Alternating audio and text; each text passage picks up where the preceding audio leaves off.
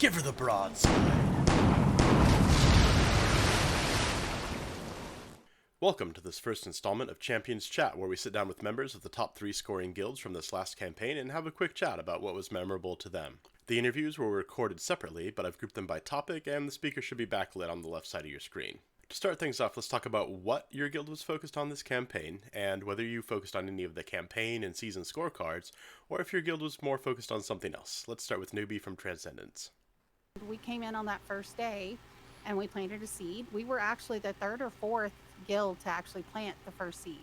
And so we planted our seed, and from there we just built it up, and we taught people how to build it up by running caravans. And I mean, we ran so many pigs this campaign, it's just ridiculous. Because you have to teach everyone how to do it, and they are so frustrating. So, but we did get lucky. We had a very good location, and so the pigs were a lot easier than most times.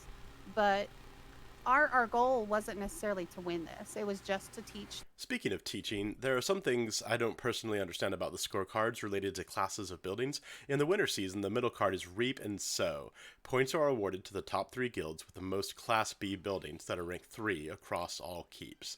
So, Yoink from Winter Blades, what's a Class B building? Different classes of buildings you can build in your keep. There's A, B, C, there might even be D, I think. Your class, and you only get so many plots per large keep or small keep. Your class A buildings are the things like your barracks and arcane armory and bell tower, I think, stuff like that. So you can only, you can't have, 5 barracks or whatever.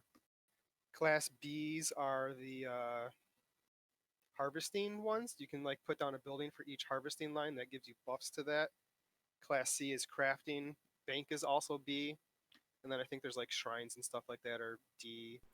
Galian, your guild Furia had a strong showing fall season on the card A Curse of Knowing for number of heads sacrificed to Yaga per member.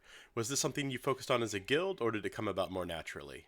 Actually was quite natural. We didn't focus as a guild to any particular objective of killing or anything, but we have one member setting, as you actually saw, that just, I mean, he turned out to be an amazing hunter, and I think he found the perfect class for his playstyle, the duelist rat, and he's doing amazingly. Yeah, it was actually funny. So I was out with my crew. There was 4 of us there, and he kept attacking us. Which I thought was great. It was very courageous. He didn't get any kills, but he almost did. He almost picked us off 1v4 a couple times. So we met him a few times out there.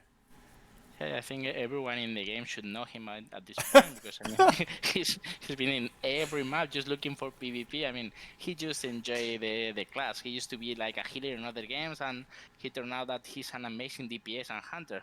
I mean, we're glad. What was memorable about this campaign?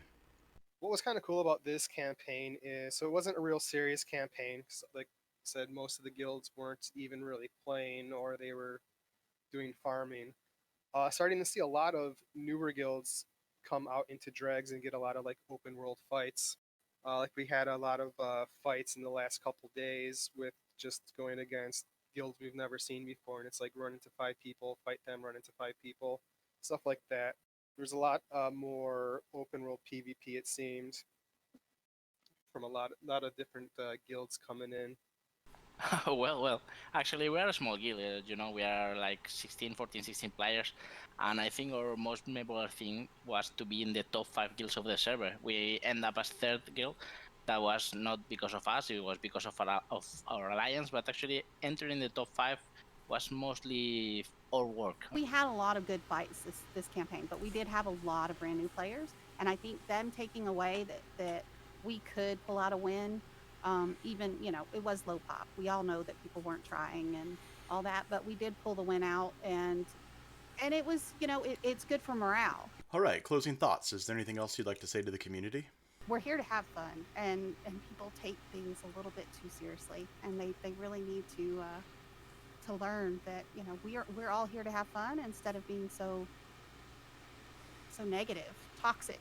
We need to get rid of the toxicity in this community and come together, because we all want the game to succeed, and if we continue to be toxic, we're just going to run people away. I've been playing quite a lot of PvP games like Darkfall, Rust, everything. I think most of us have played, and I'm pretty happy with the community, the behavior, the ambient. I mean, in these sort of games, used to be quite toxic players. Everyone just get mad at you when you kill them, or they insult you. In this community, Crowfall seems to be quite different. People used to be respectful. You kill them, you get killed, you say good fight, and everything is quite nice. Well, this wraps up our first Champions chat. I'd like to say 2 thank yous. First, a huge thank you to the guilds for taking a few minutes to chat about this last campaign. Another huge thank you to everyone that's been so encouraging in my practice of necromancy in raising this channel from the dead to cover Crowfall content. If you liked this video, please remember to click like, and if you'd like to see the next one, please click subscribe and the notification bell. This is JollyGrim signing out. Good hunting.